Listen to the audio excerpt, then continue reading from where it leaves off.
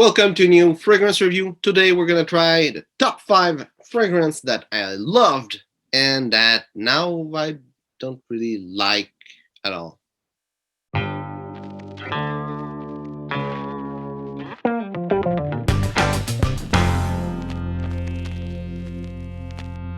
So number 5, it's Zino by Davidoff. And Zino, when I first tried it, I was like, wow, what is this? It's crazy. It smells good. It smells nice.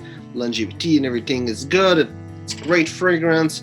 It smells like roses. It's elegant with some sandalwood and patchouli. It smells great. But I realized that I'm not comfortable wearing this fragrance. I don't know. It's not that rose is a note that I don't like, because like RMS 900 I would wear it and feel really great wearing it. It's not patchouli. I don't have any example that come to my mind with patchouli based fragrance, but it's not any specific note. It's not, I don't know, it's the mix, how it is made. I feel it's not me at all. And every time I wear it, the first time I wore it, I was like, wow, this is great, this is nice. But every time I wear it, I always feel like I should have put something else. And it's not me, it's not nice, I don't like it. I still love the smell. It's just on me that I feel it's off. I don't know why. It's just how it is. Number 4, it's Bentley for Man Intense. And this fragrance is in a lot of top for different kind of fragrance, like especially cheap fragrance and cheap fragrance that smells expensive. I would say it does smell like a cheap fragrance that smells expensive. It's just that for me it got a little bit boring. I'm discovering more complex fragrance. I'm discovering old school fragrance. At first when I got it, I was like, wow, it smells amazing. And I got so many fragrance that could fit in this role. And for me, this fragrance kind of went into like, those mass appealing fragrance that try to not be crazy and to push it too much. For me, that's what it is. Personally, there's like a booziness to this fragrance, and as a boozy fragrance, I would go toward other fragrance. For the incense vibe, I would go toward other fragrance.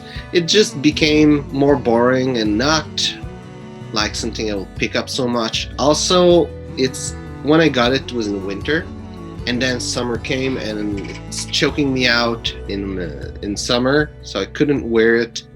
So it's not versatile. It's not great fragrance to have around much. I wear it a couple times, really rarely. It's still a nice fragrance, but for me it got boring. Number 3, it's Musk Vulcan by Avon, and the story is pretty similar, that it just got boring.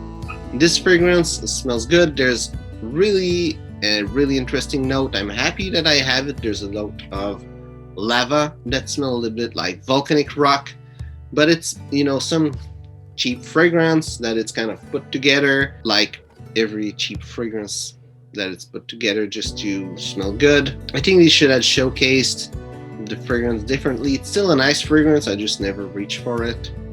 The more it goes, the more I think it's for younger people. I think also the fact that I gravitate toward old school fragrance, it doesn't help me with this. It's still a nice fragrance. It doesn't fit anywhere in any category of fragrance I want to wear at any time, so I never reach out to it. Number 2, it's Club de Nuit Intense Man, which I'm sure some people could have imagined was in the list.